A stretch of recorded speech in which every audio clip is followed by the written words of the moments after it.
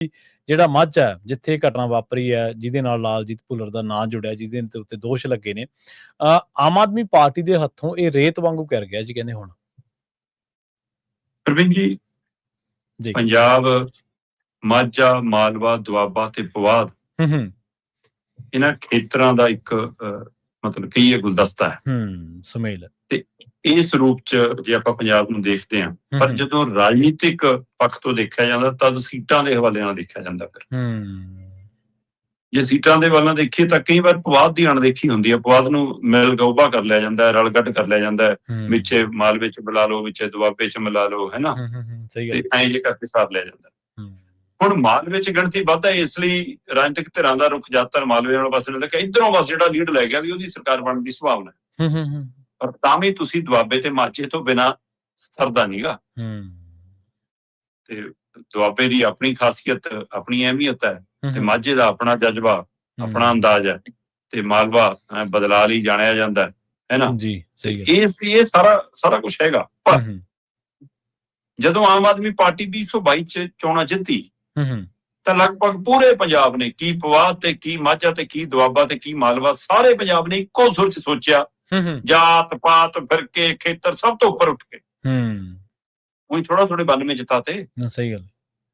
ਨਾ ਸ਼ਹਿਰ ਵਾਲੇ ਨੇ ਦੇਖਿਆ, ਨਾ ਪਿੰਡ ਵਾਲੇ ਨੇ ਦੇਖਿਆ, ਹੈ ਨਾ, ਨਾ ਮਨਰੇਗਾ ਵਾਲੇ ਨੇ ਦੇਖਿਆ, ਨਾ ਦੁਕਾਨਦਾਰ ਵਾਲੇ ਨੇ ਦੇਖਿਆ, ਨਾ ਵਪਾਰੀ ਨੇ ਦੇਖਿਆ, ਸਭ ਨੇ ਵੋਟ ਪਾਈ ਤੁਹਾਨੂੰ,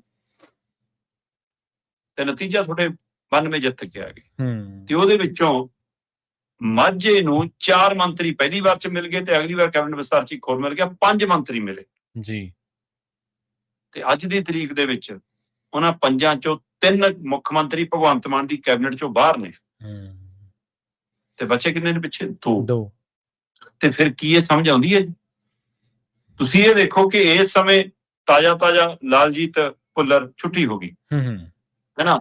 ਉਹ ਤੋਂ ਪਹਿਲਾਂ ਕੁਲਦੀਪ ਸਿੰਘ ਧਾਲੀਵਾਲ ਛੁੱਟੀ ਹੋ ਗਈ, ਉਹ ਤੋਂ ਪਹਿਲਾਂ ਡਾਕਟਰ ਇੰਦਰਵੀਰ ਸਿੰਘ ਨਿੱਜਰ ਕੈਬਨਿਟ ਚੋਂ ਬਾਹਰ ਹੋ ਗਏ, ਤੇ ਬੱਚੇ ਕਿਹੜੇ ਨੇ ਜੀ?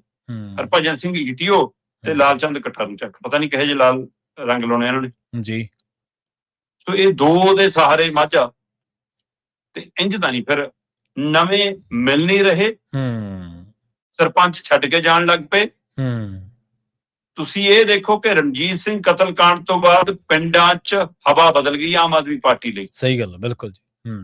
ਜਿਹੜੇ ਮਤਲਬ ਹੱਥੀ ਛਾਵਾਂ ਕਰਦੇ ਸੀ ਨਾ, ਹੁਣ ਤੱਤੀਆਂ ਹਵਾਵਾਂ ਵਗ ਰਹੀਆਂ ਉਹਨਾਂ ਪਿੰਡਾਂ 'ਚ, ਕਿਆ ਜੋ ਹੱਥਾਂ ਨੂੰ ਤੁੱਕ ਲਾਈ ਬੈਠੇ ਅਗਲੇ। ਸਹੀ ਗੱਲ ਹੈ, ਬਿਲਕੁਲ ਇਹ ਸਥਿਤੀ ਹੈ, ਕਿਉਂਕਿ ਤੁਹਾਡਾ ਸਾਰਾ ਕੁਝ ਚਿਹਰਾ ਮੋਹਰਾ ਉਜਾਗਰ ਹੋ ਗਿਆ, ਤੁਸੀਂ ਤਾਂ KPS ਗਿੱਲ ਵਾਲੇ ਰਾਹ ਤੇ ਤੁਰ ਪਏ। ਸਹੀ ਗੱਲ। ਤੇ ਇਸ ਸਥਿਤੀ 'ਚ ਰਣਜੀਤ ਸਿੰਘ ਕਤਲਕਾਂਡ ਨੇ ਮਾਝੇ ਦੇ ਵਿੱਚ ਇਹਨਾਂ ਦੇ ਖਿਲਾਫ ਹਵਾ ਵਗਾਤੀ। ਤੇ ਜੇ ਰਾਜਨੀਤਿਕ ਤੌਰ ਤੇ ਦੇਖੋਗੇ ਤਾਂ ਹੁਣ ਸਰਪੰਚ ਅਸਤੀਫੇ ਦੇ ਕੇ ਪਰੇ ਹੋਣ ਲੱਗ ਪਏ ਕਿ ਕਰਨ ਨੂੰ ਹੀ ਕੁਝ ਨਹੀਂ ਬਚਿਆ। ਮਾਝੇ ਨੇ ਕੀਤਾ ਕੀ ਆ? ਜਦ 5 ਸੀ ਤਾਂ ਵੀ, ਤੇ ਹੁਣ 2 ਕੀ ਕਰਨਗੇ ਤਾਂ ਵੀ? ਦੱਸ ਸਕਦੇ ਹੋ? ਤੁਸੀਂ ਇੱਥੋਂ ਅੰਦਾਜ਼ਾ ਲਾਓ ਕਿ ਇਹਨਾਂ ਦੇ ਕੋਲ ਤਾਕਤ ਕਿੰਨੀ ਸੀ ਜੀ ਆ ਮਾਝੇ ਦੇ ਹਵਾਲੇ ਨਾਲ। ਜਦੋਂ 4 ਮੰਤਰੀ ਬਣੇ ਤਾਂ ਉਹਨਾਂ 4 ਮੰਤਰੀਆਂ ਕੋਲ ਪੰਜਾਬ ਦੇ ਕਿਹੜੇ ਵਿਭਾਗ ਸੀ ਜਿਹਦੇ ਨਾਲ ਉਹ ਕੀ ਕੁਛ ਕਾਇਆਕਲਪ ਪੂਰੇ ਪੰਜਾਬ ਦੀ ਕਰ ਸਕਦੇ ਸੀ, ਪਰ ਮਾਝੇ ਲਈ ਵੀ ਕੀ ਕੀਤਾ? ਹਲੋ 4 ਮੰਤਰੀਆਂ ਦੇ ਵਿਭਾਗ ਸੁਣਿਓ ਜੀ। ਖੇਤੀਬਾੜੀ ਵਿਭਾਗ ਇਹਨਾਂ ਕੋਲ, ਕਿਸਾਨ ਭਲਾਈ ਵਿਭਾਗ ਇਹਨਾਂ ਕੋਲ, ਪੇਂਡੂ ਵਿਕਾਸ ਤੇ ਪੰਚਾਇਤ ਵਿਭਾਗ ਮਤਲਬ ਮਾਝੇ ਵਾਲੇ ਪਾਸੇ, ਪ੍ਰਵਾਸੀ ਭਾਰਤੀ ਮਾਮਲਿਆਂ ਦਾ ਮੰਤਰੀ ਇੱਧਰ, ਪ੍ਰਸ਼ਾਸਕੀ ਸੁਧਾਰ ਇੱਧਰ, ਪਸ਼ੂ ਪਾਲਣ, ਮੱਛੀ ਪਾਲਣ, ਡੇਅਰੀ ਵਿਕਾਸ, ਖੁਰਾਕ, ਸਿਵਲ ਸਪਲਾਈ, ਖਪਤਕਾਰ ਮਾਮਲੇ, ਜੰਗਲਾਤ, ਜੰਗਲੀ ਜੀਵ ਸੁਰੱਖਿਆ, ਪਾਵਰਕਾਮ, ਟਰਾਂਸਪੋਰਟ, ਜੇਲ੍ਹ ਵਿਭਾਗ, ਲੋਕ ਨਿਰਮਾਣ, ਇਹ ਸਾਰਾ ਕੁਛ ਇੱਧਰ ਸੀ ਜਦੋਂ 4 ਮੰਤਰੀ ਸੀ ਜੀ। ਜਦੋਂ 5ਵਾਂ ਮੰਤਰੀ ਹੋਇਆ ਫਿਰ ਉਹਦੇ ਨਾਲ ਕੀ ਜੁੜਿਆ? ਸਥਾਨਕ ਸਰਕਾਰਾਂ ਦਾ ਵਿਭਾਗ, ਸੰਸਦੀ ਮਾਮਲਿਆਂ ਦਾ, ਭੂਮੀ ਤੇ ਜਲ ਸੰਭਾਲ, ਹੋਰ ਦੱਸੋ। ਤੇ ਅੱਜ 2 ਨੇ ਸਿਰਫ ਜੀ। 2 ਕੀ ਕਰ ਲੈਣਗੇ? ਇਸ ਲਈ ਇਹ ਬਿਲਕੁਲ ਗੱਲ ਤੁਹਾਡੀ ਦਰੁਸਤ ਹੈ ਕਿ ਮਾਝਾ ਤਾਂ ਇਹਨਾਂ ਦੇ ਹੱਥੋਂ ਰੇਤ ਮੰਗ ਕਰ ਗਿਆ, ਤੇ ਪੰਜਾਬ ਕਰ ਨਾ ਜਾਵੇ, ਅਜੇ ਸਾਲ ਪਿਆ ਜਨਾਬ ਜੀ। ਬਿਲਕੁਲ, ਬਹੁਤ ਕੁਝ ਵਾਪਰਨਾ ਜੀ ਉਦੋਂ ਤੱਕ। ਐਂਟੀ-ਇਨਕੰਬੈਂਸੀ ਅਖੀਰ ਤੇ ਜਾ ਕੇ ਸਰਕਾਰ ਨੂੰ ਪਤਾ ਲੱਗਦਾ ਹੁੰਦਾ ਕਿ ਸਾਡੇ ਵਿਰੁੱਧ ਕਿੰਨੀ ਕੁ ਐਂਟੀ-ਇਨਕੰਬੈਂਸੀ ਹੋ ਚੁੱਕੀ ਹੈ। ਅਗਲੀ